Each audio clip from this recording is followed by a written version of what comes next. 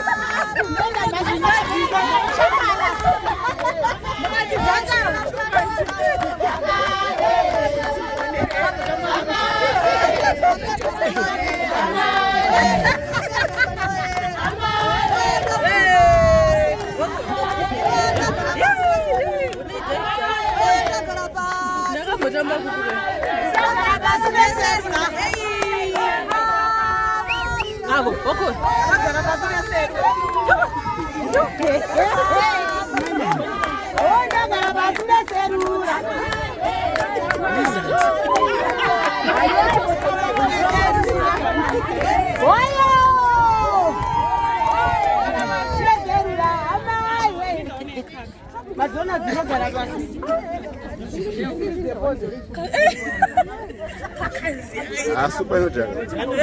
Super no jack. Era bonito para super, vamos ver.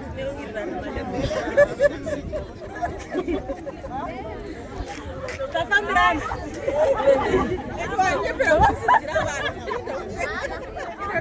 Não, botar mais um bico ainda. Let's go.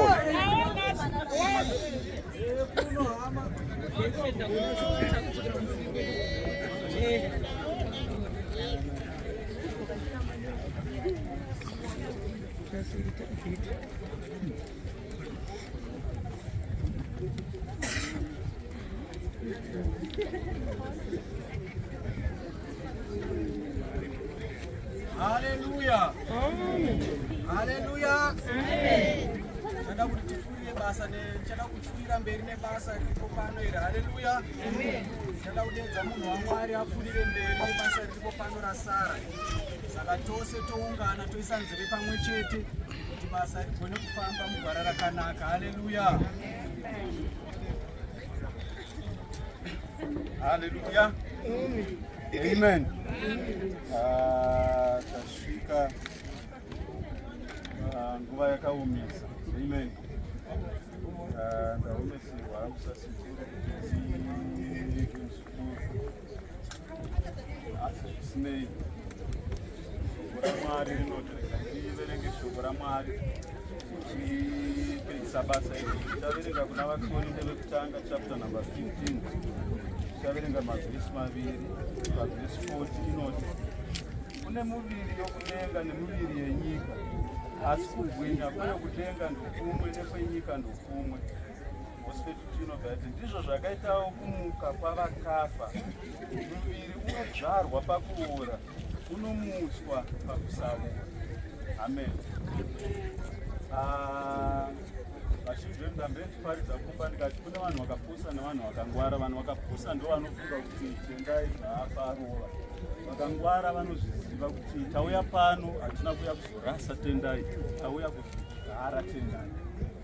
Pane scripture ndaverenga yati kune muviri muviri, kune muviri wekudenga nemuviri wepanyika. Asi kuti kuzova nemuviri wekudenga, wepano panyika unofanira kutanga wadyarwa. Saka munhu anofanira kutanga afa kuti agone kuenda kudenga. Zvaita muzukuru wangu panapa. Amen. Asi shoko raMwari rinoti zvakare pazuva rekupedzisira hwamanda ichamira, vakafa ndivo vachatanga kumuka. vamuka vakafa ndo vachatanga tese kana tiri vapenyu Jesu akanonoka kuuya tisati tafa tese tichabatwa pamwe chete naye kumakore pazuva rekupedzisira ndo patichapfeka muviri mutsva. Tendai vazhinji vedu tikanzwiti hatinzwise rufu otherwise rufu hazvireve kuti munhu achararama nekusingaperi nekuti chinonzi munhu haisi nyama iyi chinonzi munhu mweya ari mukati mako. Ndosaka panapa taudzwa nezvekuora kwemuviri tenda apa tikadzoka tikada kufukumira panapa svondo rinouya munenge matone honye aita sei aora asi mweya wake unenge usina kuora ndo unopfekedzwa muviri mutsva. Amen. Ndo unopfekedzwa chii? Ndo unopfekedzwa muviri mutsva. Mazuva ano vanhu vari kuti munhu he has gone to glory aenda kudenga kuti ave nashe para vasi vese vanoenda kudenga kuti vave nashe zvavakachiparisa pfumba asi panapa tauya kuzodyara. Bhaibheri rinoti zuva rekuuya kwaJesu vakafa ndo vachatanga kunyuisa ndozobatwa tese pamwe chete mumakore navo asi vakafa vanenge vaita sei vakafa vanenge vamuka. Zuva iroro rinotyisa. Amen. Bhaibheri rinoti zuva iroro rinoita sei rinotyisa. Bhaibheri rinotidza zvakare kuti kwakatenderwa munhu kuti ararame kamwe chete potera rufu obva azoenda kunokufa. Tafa kudai tikanotongwa nekuda kwemabasa zvakatipadza kuti mabasa edu ndo achatiteerera ndo achazotikwidza manzvimbo taane muviri mutsva. Amen. Saka pano tauya kuzogara ndichakubira kosho redu.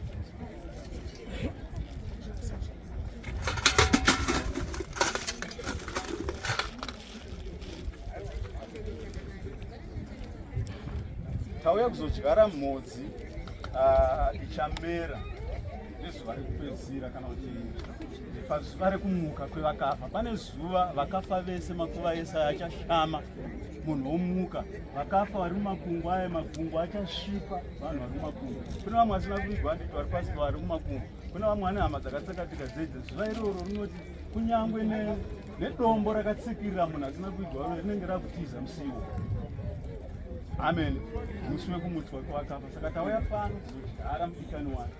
Saka ini sesimba randakapiwa naMwari samufundisi rinoti ivhu kuvhu guruva kuguruva nekuti isusu savanhu takaumbwa nevhu naMwari. Saka miviri yedu inodzokera kuno asi mweya yedu ndo inoenda kuna Mwari. Amen. Ini ndofunga ndapedza pano saka ndakukumbira vose veukama tiuye tifambe